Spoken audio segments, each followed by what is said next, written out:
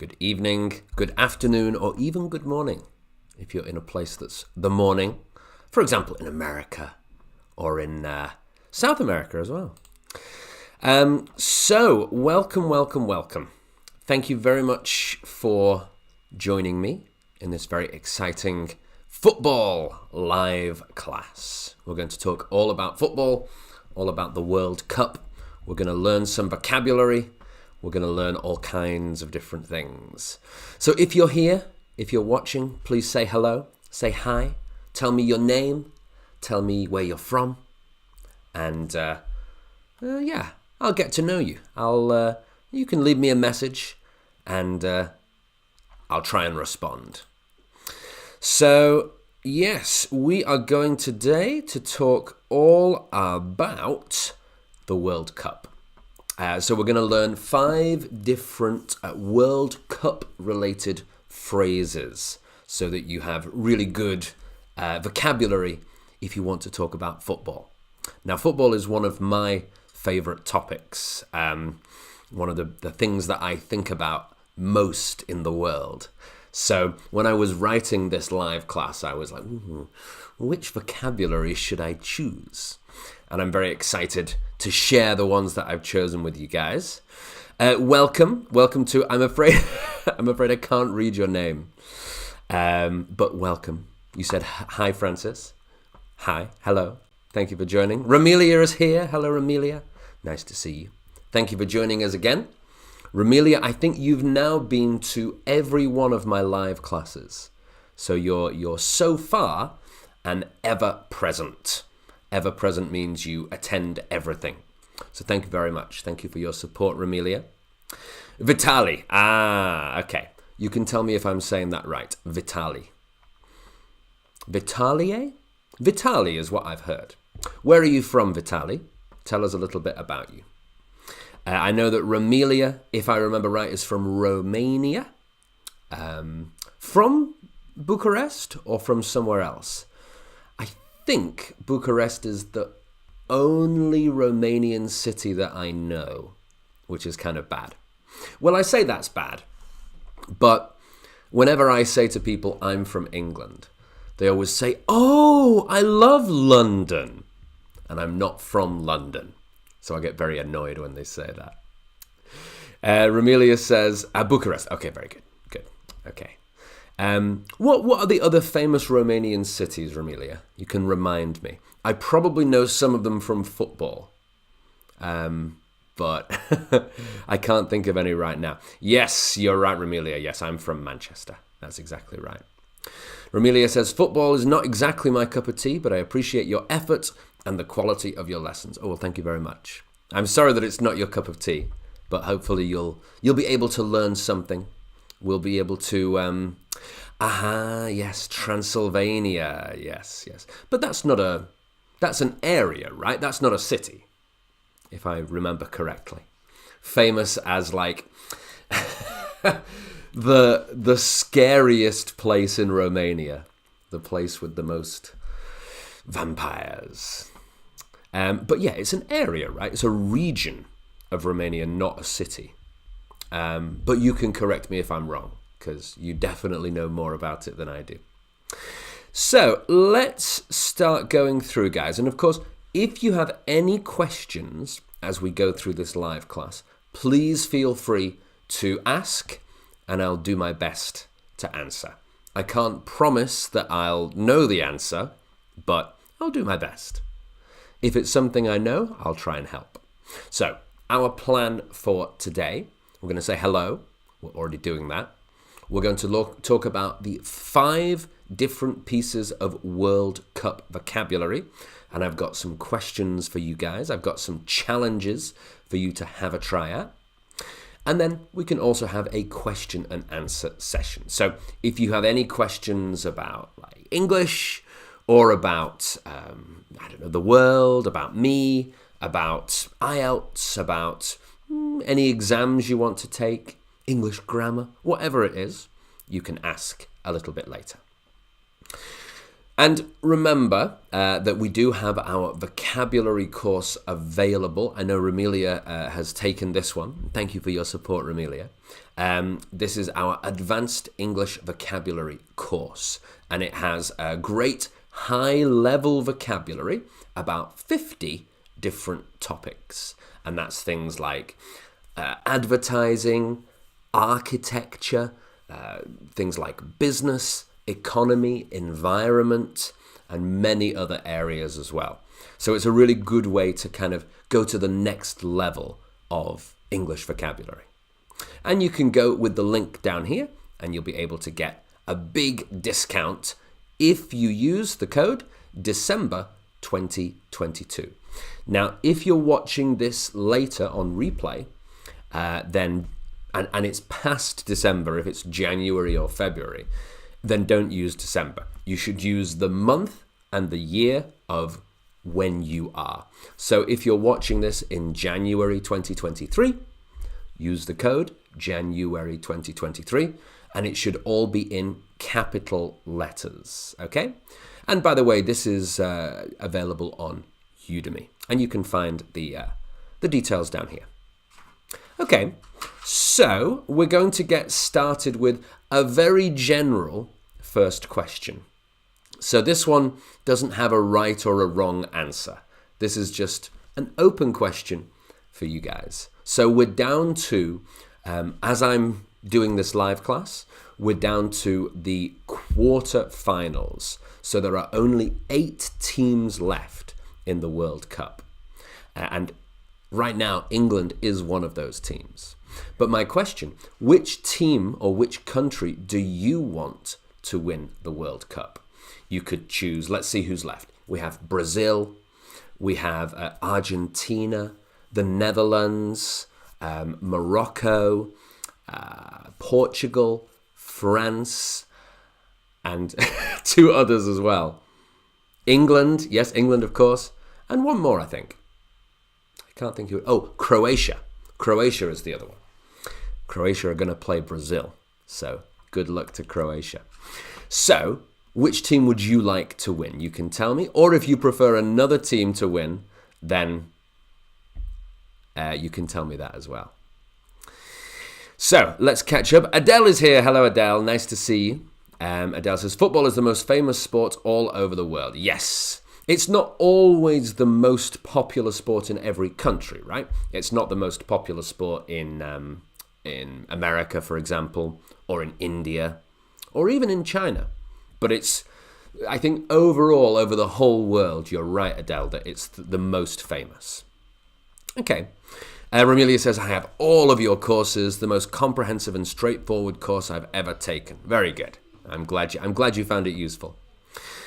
What I really love is that I have the most common collocations for every advanced word. Yeah, exactly. That's a good part of that course, I think. I think that's a little bit special. It's kind of useful because you know how to use those advanced words. You don't just know them to hear and to read. You know how to write with them and how to speak with them as well. So yeah, that's an important part. Domenico is here. Domenico Lavauci. And hello, Dominica. Welcome. Ramelia says she wants England to win. I don't think. Now, of course, we're filming this before England play France. And so I'll give you my prediction. And then we can talk again in 1.5 weeks and see if I was right.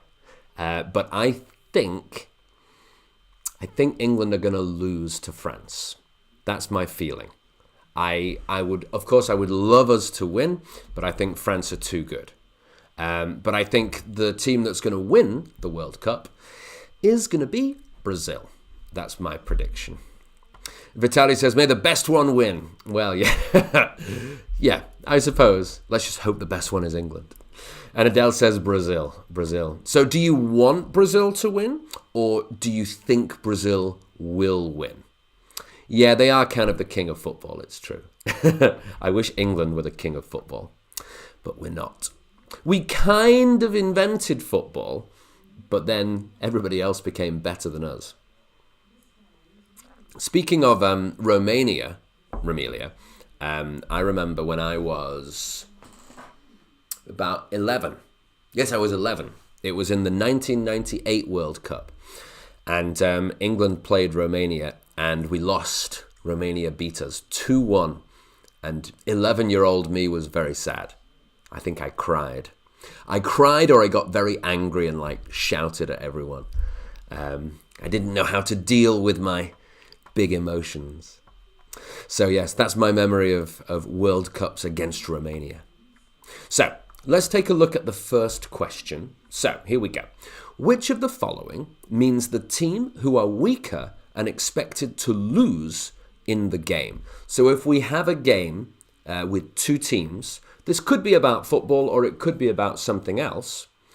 Could even be about, boxing, or even about a war. Then what is the word for the team that people think is weaker and probably will lose? So is it the behind rat? Is it the underdog? Is it the lower cat? Or is it the below mouse? Which is the correct one? So if you want, you can write your answer as the word, or you can just write 1, 2, 3, or 4, whichever you prefer. So 1 is behind rat, 2 is underdog, 3 is lower cat, and 4 is below mouse. So which one means that team who is people think is weaker and people think probably won't win that game? For example, this Saturday, England will play France. France are very strong. They won the last World Cup. So England are the because people think probably England will lose and France will win. But which word is it? Which one do you guys think? Dominica says, honestly, I'm rooting for Brazil, but I don't mind to see France becoming champion of the world. Dominica, are you Italian?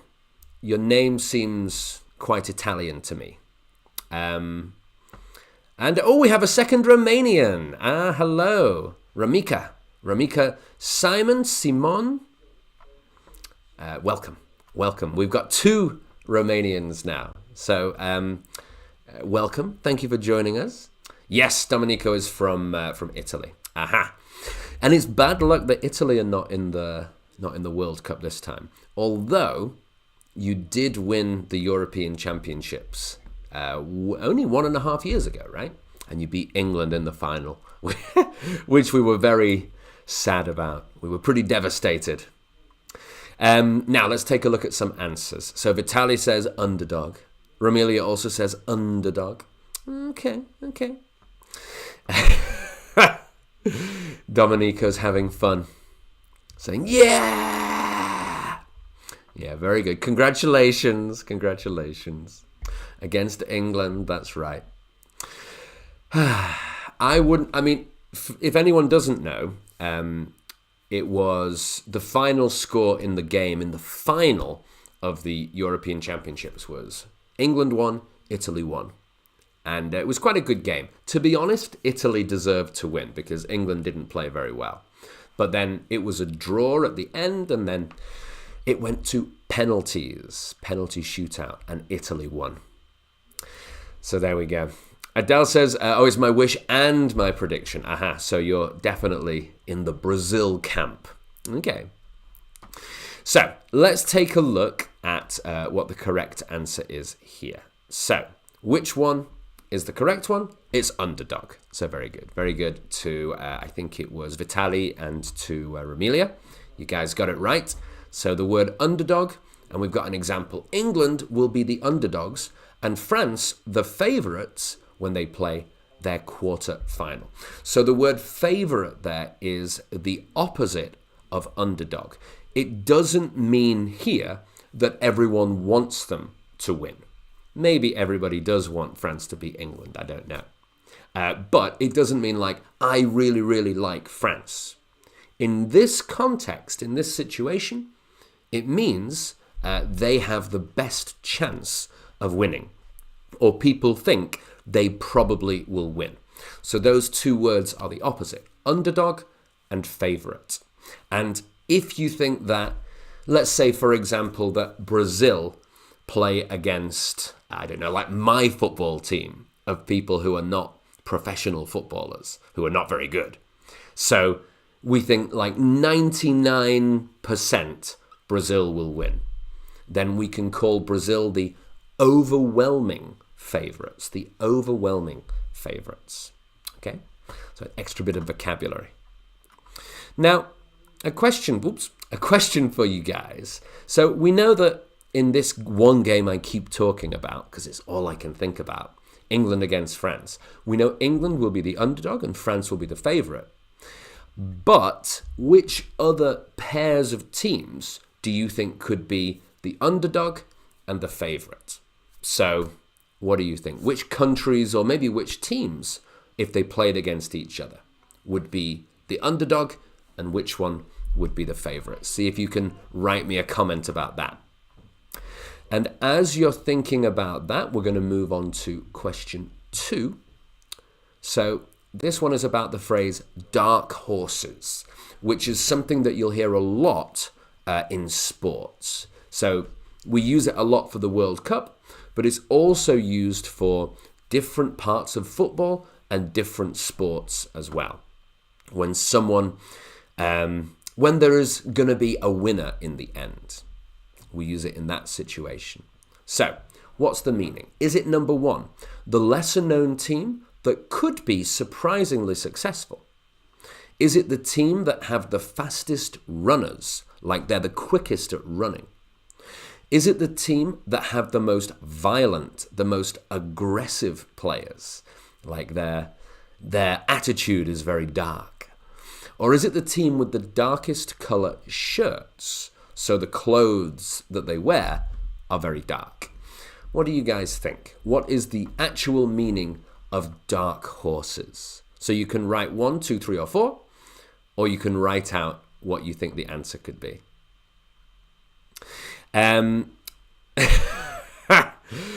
Dominica says, we put the last nail in England's coffin. Yep.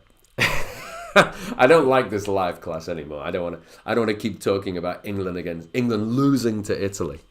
Bad luck before our game against France. Although, English people we always like to downplay our chances. So we never go into a game and say, oh, we're definitely going to win. Like, we're the best team. We should definitely beat Italy, or we should definitely beat France. We don't want to get too hopeful. So we always say like, no, Italy are going to win.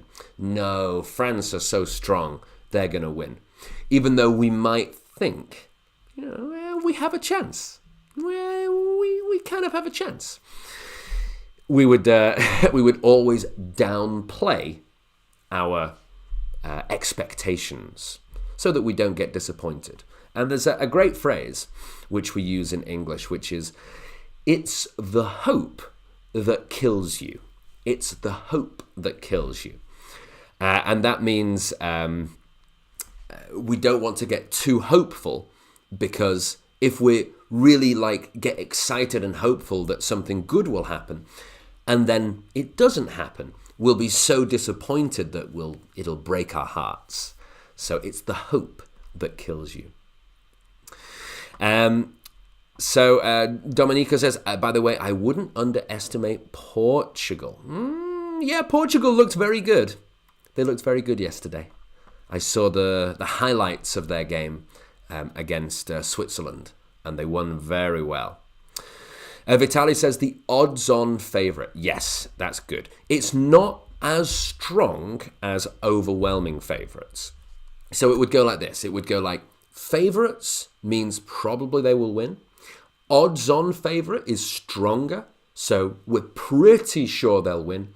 And overwhelming favourites is like Brazil against my team. Like, we know that unless, I don't know, somehow God comes and helps us, that we know Brazil will win. So they're the overwhelming favourites. Ramile says, come on, Francis, be more patriotic. Well, I'm underplaying our chances. I'm not letting myself get too hopeful. It's the hope that kills you. Vitaly says that it should be number 1, the lesser-known team that could be successful. And I think this expression is in your course. Which one? The hope that kills you or dark horses? I can't remember either of them, actually. Adele says the fastest. Okay. Interesting. So we've got one for number 1 and we've got one for number 2. Okay. Let's... dark horses in the sports chapter. Really? It was a long time ago that I recorded that, and I've recorded several courses since, so I've forgotten some of the details, but I'm glad you can remember. That's really good. So let's take a look and see which one is the correct one. It's number 1. So well done, Vitaly. Bad luck, Adele. So the lesser-known team that could be surprisingly successful. So it means like if you're starting a competition and there are the people or the teams who are like very famous, like Brazil, like Argentina, like France, then you would say, well, these ones they're the favorites. They might be the odds-on favorites, maybe the overwhelming favorites, but there might be another team who are not as famous, like Denmark, for example. Sometimes Romania have been the dark horses of a World Cup, and people know that team is pretty good, but they think, well, I think this team could surprise everyone by maybe winning the World Cup or by doing extremely well, getting to the final or the semi-final. So the important thing about dark horses is that they're not the most famous, but we predict they could be surprisingly successful. That's what we guess. So that is dark horses. It's a pretty common phrase when people talk about football. Which other team do you guys think could count as dark horses? So it's a little late maybe for this question because the World Cup is nearly finished. But you guys can tell me, which one do you think could be dark horses? I'll give you a clue. We would never say that Brazil are dark horses in football. We would never say that Italy are dark horses. They're too famous. They're too successful. But which other teams could be dark horses? And while you guys are thinking about that, let's go on to question 3. So question 3, we're going to finish this sentence. So Brazil had a lot of respect for Cameroon. Even though Cameroon are less famous and successful, Brazil thought they were a potential what? Okay, they were a potential what? So we need to choose the right phrase that finishes this sentence. So is it a potential apple peel? Or is it a potential rose petal? Is it a potential green leaf? Or is it a potential banana skin? So which one should be the correct ending? Which one is a real phrase in English when we're talking about sports? So what do you guys think? Is it 1, 2, 3, or 4? Let's read the sentence again. It's a long one. Brazil had a lot of respect for Cameroon. Even though Cameroon are less famous and successful, Brazil thought they were a potential what? So I'll leave you guys to have a try at that one. Ramika says it was a long time ago. Yeah, the 1990s, right? That Romania were the dark horses. I think 1994 in America. I remember that being a very good Romanian team. You had Hagi. Hagi was the best player, but you had lots of other good players as well. I was a little bit too young. I was only 7 when that World Cup happened, so I only watched a little bit. But yeah, I remember Romania being very good. Vitaly says, I'm not going to rub it in, but, and then rubs it in. That's a good phrase. I'm not going to rub it in, but, and then you say something. There have been lots of false dawns for England recently. That's true. Hope they do well in the quarterfinals and go through. Well, we'll see. I think that, well, you're absolutely right, because we famously, we put a lot of pressure on our players, and we often have some good players. But I think sometimes we underestimate teams that we shouldn't underestimate, like Romania in 1998. We thought, oh, we're England. We invented football. We should beat Romania. And then we lost. So we were maybe a little bit overconfident. But yes, false dawn is a great phrase. Really good.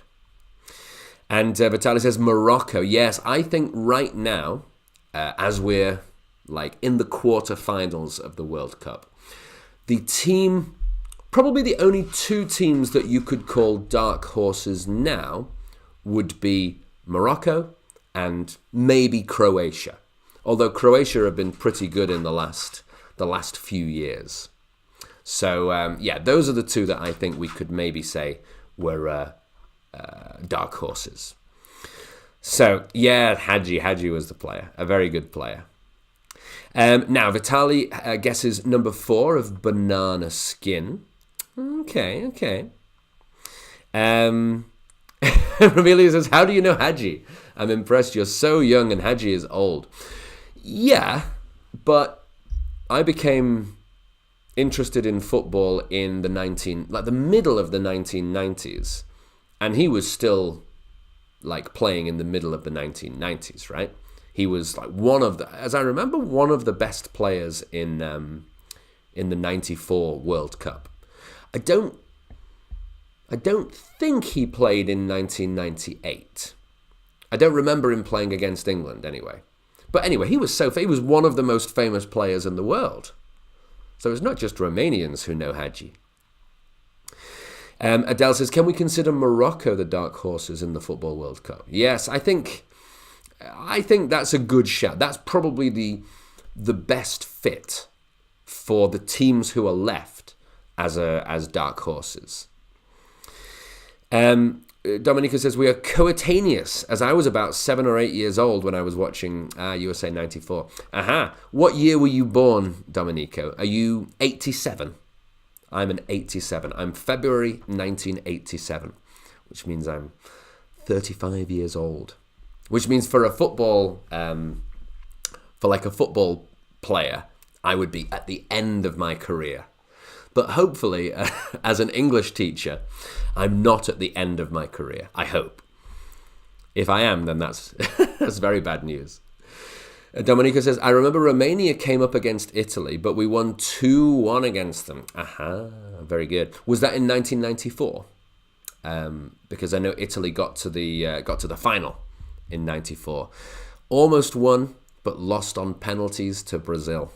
And Roberto Baggio missed the last penalty. 82? How can you be 82? That doesn't make sense. You can't. So you must have been 12 when you were watching USA 94. Interesting. Okay, Adele has a guess. Adele says rose petal. Okay. So let's reveal the answer to this one. I've left you guys thinking about this one for long enough, I think. So the correct one here is a banana skin. So we call the meaning of banana skin is a little complicated. So it means this. It's when you have a chance to make a mistake or to lose or to be embarrassed by being careless. So the most famous example of this kind of in sports is when you have a very big team. Let's say, for example, not in football, let's say in basketball. If it's the Olympics and it's America, the most famous basketball country, all the best players, and they're going to play in the Olympics against Romania. Is basketball popular in Romania? You guys can tell me. But I guess Romania probably are not as good at basketball as America, right? Let's choose an even smaller country. Let's say Iceland. So just for example, Iceland. And sorry if you're watching from Iceland. I don't know anything about the Iceland basketball team. So maybe you're really good. I'm not sure. Anyway, so America playing against Iceland. And America might think, well, Iceland, they don't know about basketball. So we don't need to try hard. And then Iceland surprised them. And they win. And we can say, well, that was a real banana skin for America. It means that they didn't take care. They weren't focused on their game. They were complacent. Very good word for you guys. Complacent. It means when you're too confident and so you don't try hard enough. Complacent. So America might be complacent against Iceland, and then it turns out to be a banana skin because Iceland beat them. So we often say a team could be a banana skin. So here with Brazil, Cameroon have an okay team, pretty good, but Brazil are Brazil. And Brazil might think, oh, well, Cameroon, that should be easy. We're Brazil.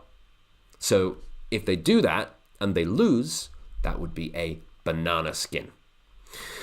Why do you guys think we use this phrase banana skin for this meaning? So the meaning of like when you make a mistake or you lose or you're embarrassed because you're being careless, you're not being careful. Why would we call that a banana skin? You guys have to think about it in a very literal way. What would be the reason for that? And Vitaly has a great example. Morocco turned out to have been a banana skin for Spain yesterday. Perfect example. Yeah, so Spain, maybe we could say we're a little bit overconfident. They thought, well, we're Spain. Like, we won the World Cup a few years ago. So, no problem. But yes, problem. Yes, problem indeed. Yes, Dominica says, I was 12 and I cried when we lost the final against Brazil. I bet. Oof. Because your USA 94, that World Cup, is the equivalent of my France 98. Because that France 98, I was 11. You were 12 in USA 94. And it's when you're at that age, football is so important. If you like football. If you don't like football, then it's not important. But if you like football, then that age, you take everything so seriously. And if you lose, you take it personally. So I remember being very angry at Romania when Romania beat us. And then we beat Colombia in the next game. And then we lost to Argentina. We lost on penalties to Argentina. And after that, I hated Argentinians. And I wanted England to beat Argentina in the next game. Okay. So Ramelia says, you can slip. Literally, you can slip on a banana skin unless you pay attention. Exactly. So that's why we call it a banana skin. It's like you're walking along and someone's left a banana skin on the floor and you can go, whoop, and fall over. So that's why we call this type of situation a banana skin. Very good. So let's move on to question 4. So we're at 4 of 5, so we're doing pretty well. This is another football or sports related, I think we could call this an idiom. Maybe a collocation, but I think it's an idiom. Until their game against England, France hadn't kept a blank for the whole tournament. So it's 2 words. But which one is it? So it means not conceding a goal in the game. So this one, France haven't conceded a goal, or they haven't not conceded a goal in the whole tournament.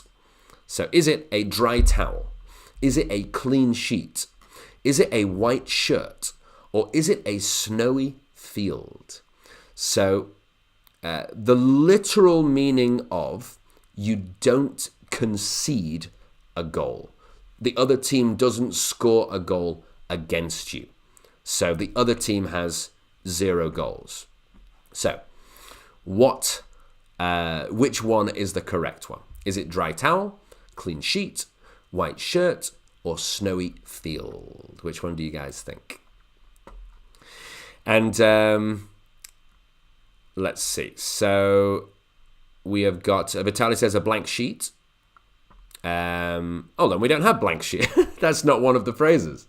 You'll have to choose one of the ones that really exists, Vitaly. I promise you it's one of the 4. Adele says, super self-confidence can lead you to make mistakes. And that's what you mean by banana skin.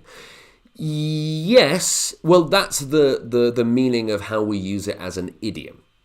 So that's totally correct. But it comes from the idea of walking along, not paying attention, being careless, and there's a banana skin, and you go, whoop, and you fall over. So it's a literal banana skin. Dominica says, yes, I remember I took it seriously because I've been fond of football since childhood. Yeah. When I was a high school student, I also joined up the local team of my town and played a few amateur leagues. Very good, very good. You wouldn't say joined up there. You can say joined, just joined, or you might say joined up with. But more natural in that situation is just joined. I joined the local team. But yeah, very good. Yeah, so you've got the full football experience, Dominica. Adele says it makes us slip if we didn't care of it. I would say if we didn't, or if we don't take care. If we don't take care. Now let's take a look at Vitaly's answer. Vitaly says it's a clean sheet, so not a blank sheet, but a clean sheet. And Domenico's got a great phrase. Football has always been an integral part of my life. Very good phrase. Integral part. That's excellent. Yeah. So it means a really central, a really important part. That's good vocabulary.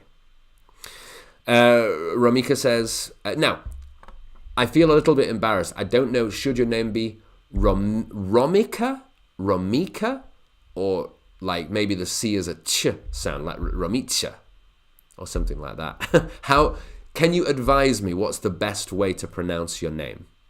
And you can help me, and I'll try and remember. So Romicha says, I would go with a clean sheet. All right. Let's find out which is correct. The correct one is, oh, hello, clean sheet. There we go. So clean sheet is the correct one. And we can take a look at an example. The goalkeeper was annoyed at conceding a last-minute goal because he lost the chance to keep a clean sheet. So in the last minute, the other team scored, and we can imagine they finished the game with 1 goal, and the goalkeeper wanted it to be 0. He wanted to keep a clean sheet, to not let the other team score any goals. Goalkeepers really care about that. So we call that one a clean sheet. And the background of this phrase, I think, is quite interesting. So I wonder if you guys can think about this. So this idiom of clean sheet, where does it come from? Where did this idiom originate? Where did it start? What do you guys think? I'll give you a clue. It's nothing to do with like beds or like things in your house. It doesn't have anything to do with that. It's something quite different.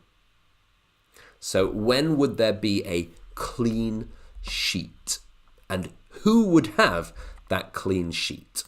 What do you guys think? Romeo, if it's easier for you, says Ramicha. It is a lot easier. That'd be a cool name.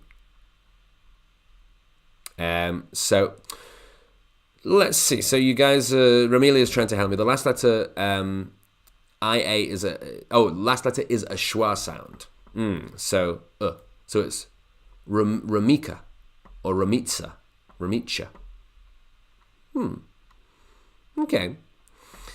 Ramile says it must be something pristine. Okay, that's good. Yeah, like not spoiled. You're right, but I don't think it's the thing that you're thinking of or the thing that Adele is thinking of, because Adele has said a white shirt, which is a good guess. like a white shirt. But actually, the meaning comes from somewhere quite different. So I'll give you guys 1 or 2 more seconds to think about it. Dominica says, believe me, I used to die for playing football all the time. For this reason, as a kid growing up, I always had a preference for outdoor activities over video games. Yeah, very good, very good. I was sort of half and half on that topic because I love video games, but I'm a little bit like, I get addicted very easily. And then I just spend hours and hours and hours playing video games and, kind of wasting my time. Having fun, but wasting my time. And then I always thought about video games that after you finish playing, you haven't done anything, you haven't achieved anything if you're playing lots and lots of video games. After you finish, I always felt like, oh, well, that was 6 hours, and what can I show for it? Well, I finished the game. Let me tell my friends about, no, my friends don't care. Or tell my mum and dad, no, they don't care.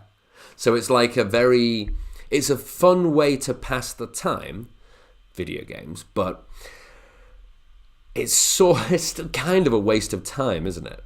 Whereas if I went out and played football or went walking or played outside with my friends, I would finish it and I would have a story to tell, and other people would care about it and other people could listen.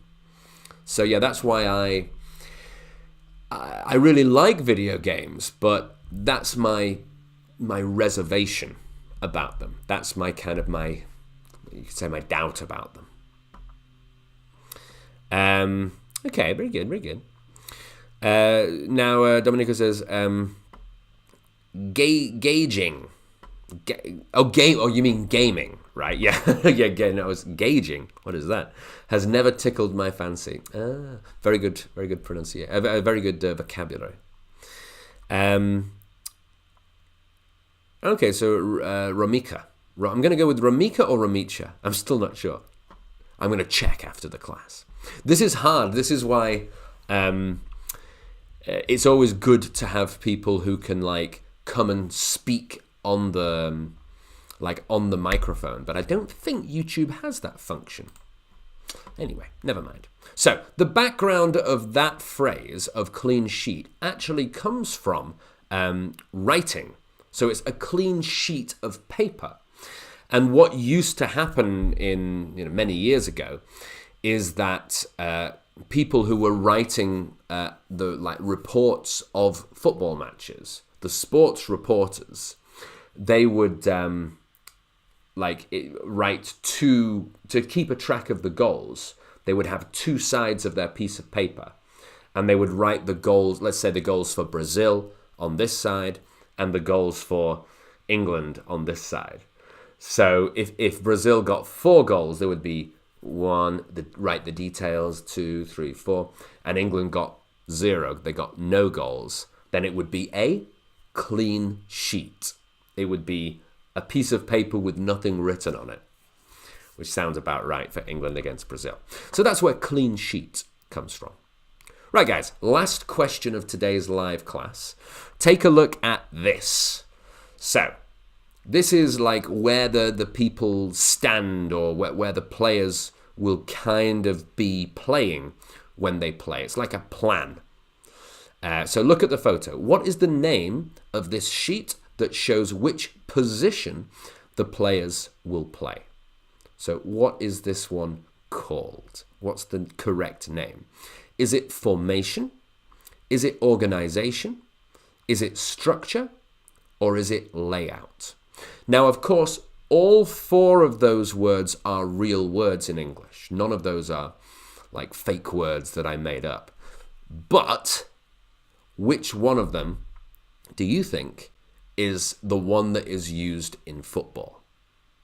You can tell me 1, 2, 3, or 4, or you can write it if you want. Which one do you think it should be? Romanian is a phonetic language. Be careful of your spelling, Romelia. So phonetic would be PH, not F. Phonetic. Phonetic. Which is ironic, really, because the word phonetic is not very phonetic. So there you go. There's a language joke. Yes, exactly. Thank you, Vitaly. It's phonetic like that. Exactly right. And Vitaly has guessed number 1, which is formation. Okay, we'll see. Give you guys a second or two more while I drink some water to have a try at this one. And remember, everyone, just while you're thinking about it, remember that if you do want to improve your English vocabulary, then this is kind of a little taste of a very big course that we have, a course with 19 hours of video that covers 50 different topics. It's called our Advanced English Vocabulary course, and right now we have a discount on it. If you use the code is down here. You just have to type the month that we're in and the year that we're in. So right now we're in December 2022. So you go to Udemy and you use the code December 2022, and then you're able to get it for a big discount. So if you're interested in that, the link is just down here. Okay, so which is the correct one? The correct one is formation. So we call it a formation. You could explain it if you didn't know this word. If you didn't know formation, you could explain it by saying the structure of the team or the organization of the team, or even maybe the layout of the team. Although layout is more like things that are not alive, inanimate objects. Like you could in your house, you can put your furniture in different places. The chair here, the sofa here, the TV here. And that would be the layout. You decide the layout of the room. But formation is the correct one. And our example, Argentina decided to use a 4-3-3 formation, while Australia chose 5-3-2. Okay? And you can see on the screen, we've got the goalkeeper. We never say the goalkeeper, because the goalkeeper is always in the goal. But then we have 4 defenders, we have 3 midfielders, and we have 3 attackers. So this is a 4-3-3 formation. And just in case you want to learn a bit more about football, there we go. So, there we go. Ramile says, please do a reading course for Cambridge or for IELTS. Now, that's very interesting, because actually I'll open this question to everyone. What courses would you guys like me to do in the future? Like, what would be useful for you? Because I want to make courses. I want to make a lot of courses in 2023, but I don't want to make courses where, I spend a long time making it and then it's not useful for anyone. It's just a waste of time. So I'm very interested to know what would be useful for you. So Romelia, tell me, what would you want to do in that reading course? What would be kind of your idea for that? Would you like to read through articles together and I explain what they are? Do you want a lot of vocabulary to help you with reading? Do you want reading challenges where I say, okay, read this and answer these 5 questions, and then I explain the answers to the questions? What would be helpful for you? And the same for everyone. If you have an idea for something that's hard for you in English and that you would really like to study, something that would be useful, or it would be interesting, or hopefully useful and interesting, then please let me know, because that would be super useful. So let's take a look at, Muir. I'm never sure how to say your name correctly, but welcome. I also saw that you said, oh no, I missed this live class for the other live class, but you're here now. Unfortunately, you're here close to the end of our live class for today. But welcome anyway. Nice to see you. And Muir says, I'm not good at sports topics. Yes, it's hard. But if you're going to like take an exam, or if you're going to talk to people just in kind of daily English, sports is very common. It's a very common topic. So it's something that it's quite useful to be good at. So yeah, there you go. Dominica says, I'm personally trying to expand my vocabulary by writing as many essays as I possibly can, as well as reading as many news articles as I can. In fact, I've written about 30 essays in 20 days. Oh my God. How long is each essay? And have you already checked out our free English essay course, Dominica? If you haven't, then you should, because it won't be free for much longer. We're currently filming the last parts of that course. So by about the 15th or 16th of December, that course will not be free. So don't miss your opportunity. But that sounds like a really good way of like improving your English. I think that's excellent. Romelia says the strategies to read and to spot the ideas ASAP. Okay, that's interesting. Yeah, like that's something that I think I could do. I'm going to make a mental note of that one. And Dominica says, I'm writing and reading like a maniac these days. Wow, okay. That's pretty cool. That's very impressive. Do you have a goal, Dominica? What, like, is it just for personal improvement, or are you taking an exam, or what? Just for interest? What is your goal? Adele is saying structure. But yes, but that's we've moved past that one now. Vitaly says, whatever you decide to come up with, I'll be happy with. I'll take potluck, hot, warm, or cold. Okay, very good. I'll I'll make a video course of me just like sitting looking at the camera for 10 hours. I don't know. I think I'm not sure you'd be very happy with that one. But thank you, Vitaly.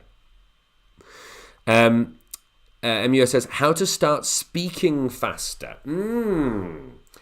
That's interesting. That's a very interesting idea. Like, I think we could definitely put something together about that. I'll have to... Do you mean for conversations, like daily conversations, or do you mean for speeches, or any situation? I guess maybe any situation would be useful, right? But that's an interesting idea. I think we can come up with something there as well. I'll have to think about it as well, though, because I'll have to think when I studied Spanish, how did I speak faster? Anyway, I'll do my thinking after this live class is over. Ramiro says, wow, looking forward to watching the full writing course. Yes. I will... I'll do my best to get that finished as soon as possible.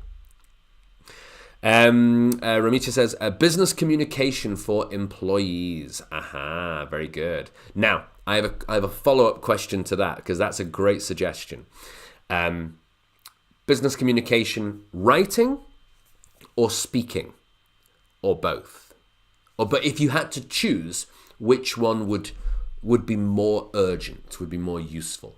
Because I think we could definitely do a business communication about like writing emails, because that's very common, right? I mean, I don't often speak on the phone to people in Chinese or in Spanish, but I do write to them in Chinese and Spanish, and I write emails in those too. So would that be more useful? Or do you think because speaking is maybe a little bit harder and there's more pressure, that would be the more useful one? You can let me know. Ramilo says, reading strategy is also useful for critical thinking. Yes, I suppose. Well, they're connected. Yeah, I'd have to think about that. Because critical thinking is definitely something that you have to do when you're reading.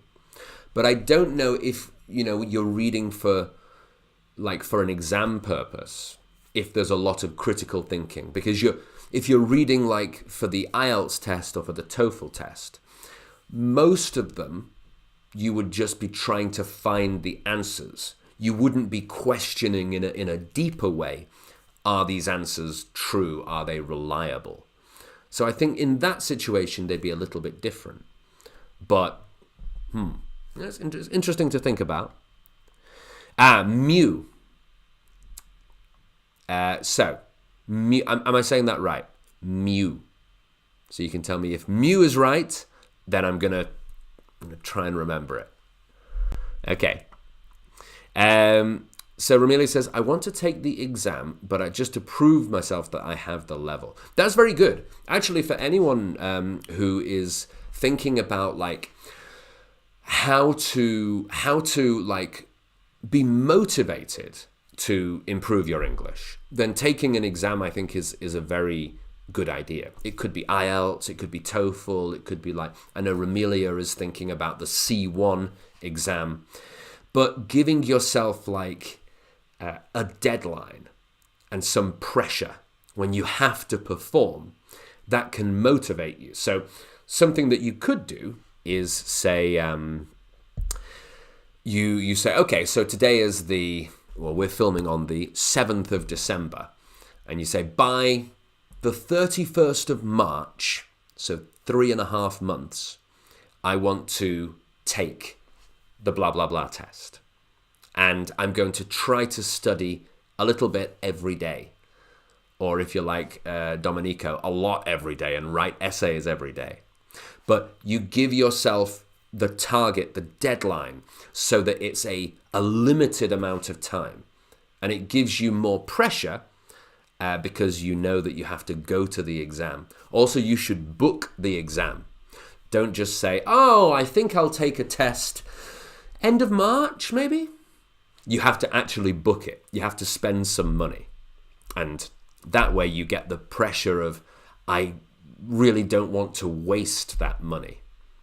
And and then you can kind of study, you make a plan for yourself, and you know that after the 31st of March, you can have a rest. But until the 31st of March, you have to go for it. So I think that's a good idea, Romelia. Like I support your idea to take the exam. Mew says, I meant about any situation, but I tend to overthink before speaking. That's interesting. Okay. Yeah, let me see what I can think about with that. Dominica says, needless to say, I used to work as a researcher in the field of marine biology prior to the pandemic. I was working on an international research project, but COVID-19 spoilt my plans. Okay. Be careful of that needless to say. Because if you say needless to say, it's something where it should be obvious to everyone. But, I mean, I don't think any of us here know that you were a researcher in marine biology. So needless means we don't need to. So it's like saying, I don't need to say that I used to be a marine biology researcher, because all of you know it, right? Except we don't. So needless to say is better in a situation where the answer or the thing you're saying is obvious. For example, you might say, needless to say, I was really disappointed when England lost in the European Championship final to Italy. Needless to say, I was really disappointed. I was devastated. Needless to say, Domenico, a 12-year-old Domenico cried when Italy lost the World Cup final in 1994. Ramitia says, both of them, eventually conversations in the tech industry. Ooh, that's interesting. What I did think about, and I made some plans about, I think last year, but I haven't made the course yet, is English for startup companies. So like, if you're thinking about making your own company, all of the English that you might need to talk to different people, to explain your company, introduce your company, understand like all of the specialist vocabulary if you're reading books, things like that. So I might make that one in the future. Romelia says comprehension. Yes, very good. Domenico says, now I'm kind of transitioning careers and I would love to become a foreign language teacher and combine my knowledge of my previous career path with English teaching activity. Ah, very good. Well, that sounds excellent. It sounds like you're writing me such long messages, but with excellent grammar. So, yeah, I think your work is paying off. Romelia says, it's one section in the C1, C2 exams, gap text, where you have to think to do the puzzle. I'll have to check. I'll have to check about that because I don't know those exams too well yet. Okay, Mew. Yes, Mew. Very good. Thank you for letting me know. Domenico también habla español. Súper bien. Pero es mucho más fácil para usted porque es de Italia. And the two Italian languages Italian and Spanish, are very close. I went to Barcelona last weekend, 3 days ago, and we went for dinner with some Italians, and we were speaking Spanish on the table, but sometimes they would speak Italian to each other. And I don't speak Italian, but I understood so many of the words. It was like I was very surprised. So, yeah, I guess like the languages are very close. So I suspect that if I started to study Italian, maybe Domenico, you can be my Italian teacher, but I think it should be quite quick because I already can speak Spanish. Domenico says, I'm planning to take the IELTS test and I'm aiming for at least a 7.5. Yeah, that's very good. That's a great target. But what is soon? What does soon mean? Because soon could be next week, next year, 2025. So it would be good if you have a specific date because that will motivate you even more. Vitaly says, needless to say, it is like, needless to say is like it goes without saying. Yes, exactly. Yeah. Or it goes without saying, or as you all know, or as everyone knows, is that kind of phrase. Yes, very good. That's a great example, Vitaly. Thank you for that.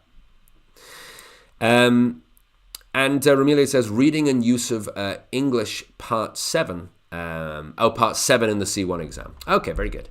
I'm going to check that one out. And Romelia says, you can also understand some Romanian. Yeah, I've heard that Romanian is also like a Roman language, right? A language that comes originally from Latin.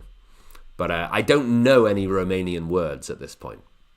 But I think I know some Italian words, although I'm embarrassed to say them because I probably don't know. Actually, we have an Italian friend here in Manchester, and her name's Natalia, and she has something called a pet peeve. A pet peeve is something where something that's quite small and really not very important, but it really annoys you. And so her pet peeve is how English people pronounce that type of bread that begins with B-R-U-S-C-H, which I think in Italian would be bruschetta. But here in the UK, people pronounce it as bruschetta or bruschetta. Anyway, we always get it wrong. And that's Natalia's pet peeve. It really annoys her when people mispronounce those words. So yeah, Natalia, if you're watching, I apologize for all British people. We're not very good at languages. Ramicha says, Romanian is very close to Italian. So you'll understand it if you already speak Spanish. Very good. Yeah, and Romelia says, very similar to Italian. Interesting. I'll add that to my list of languages that I'd like to learn. So I think my order right now, because I can speak Chinese and I can speak Spanish. I'd like Italian, and I'd also like to speak French. Those ones are my next two. Here's a phrase. My next two cabs off the rank. Cab is like a taxi. And you know, the taxi rank is like if you go to the airport or the train station, the line of all of the taxis. We call it a rank, taxi rank. So the next cab off the rank means the next thing that you're going to do. So for me, the next language that I'm going to study might be, well, I haven't decided, maybe Italian or maybe French. But those two, one of them will be the next cab off the rank. So there you go. Next cab off the rank for Domenico is the IELTS test. Domenico says, when I developed my master's degree dissertation, I decided to participate in an international exchange program.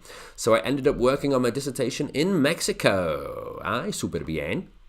Which city were you? Were you in Ciudad de Mexico? In Mexico City?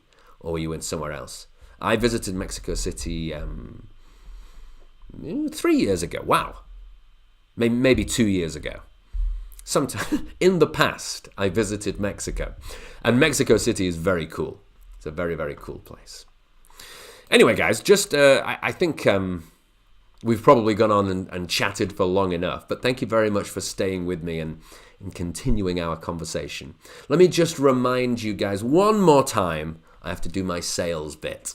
So remember, if you want to improve your English vocabulary and you haven't already signed up for our course, check out the Advanced English Vocabulary course. And it's great if you're taking the IELTS test, the TOEFL, PTE, other exams. And it's really good for your general English and business English as well, because it's divided into 50 different topics. So if you are like, you need it for business English, like Ramitza, then you could be, let's say, go through and choose the part about economy, the part about maybe technology, and a few other things like that, social media. And if you're doing the IELTS test or the TOEFL test, there are lots of common topics from there as well. And there's also daily English, things like sports and birthdays and all kinds of stuff. So it's pretty useful and it's very complete. And the good thing is you don't have to do it all in one go. You know, it's 18 hours. So it's a good resource to have, and you can study a little bit now and a little bit later and a little bit later, and you gradually digest it. You have little bites. We call those ones bite-size chunks.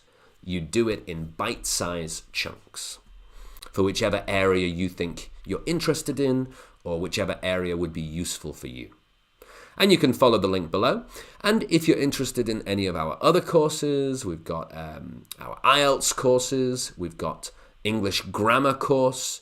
You can use the code December 2022 because right now is December 2022. But of course, if you're watching this later, then use the month and the year that you're watching. So if you're watching in January 2023, your code will be January 2023. And remember to use capitals as well. Right, so let's see. Mew says, every lesson from you is totally fun and easy to memorize. Thank you. You're welcome. And I'm glad that you were able to come and join our live class. So thank you very much. So thank you very much, everyone. Sorry, I've missed a few more messages. Let's quickly look at them. Dominica says, if I'm not mistaken, I lived in Mexico for about 1.5 years. So it was startlingly easy for me to assimilate the language by osmosis. Oh, very good. Yeah. Yeah, by osmosis. Excellent language. Okay, thank you, Vitali. Thank you, Ramilia. Veracruz. I've never been there. On the coast of the Gulf of Mexico. Very nice. So a seaside city, a coastal city. All right, thank you, guys. Sorry, there's no link.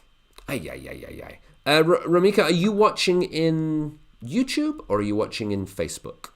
Because I couldn't put the link in Facebook because I'm still figuring out how to do this. This is only my second live class by myself. So I'm still kind of not quite sure which buttons to press. But in YouTube, there should be a link.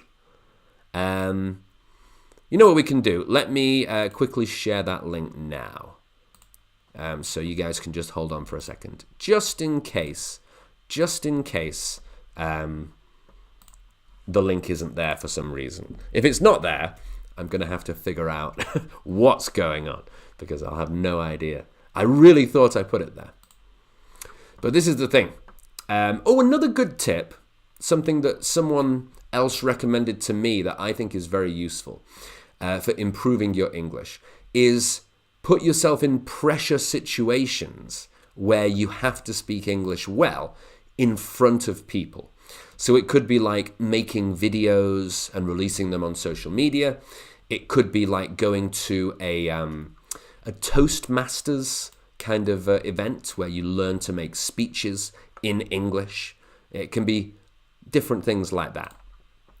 So that kind of thing gives you the pressure.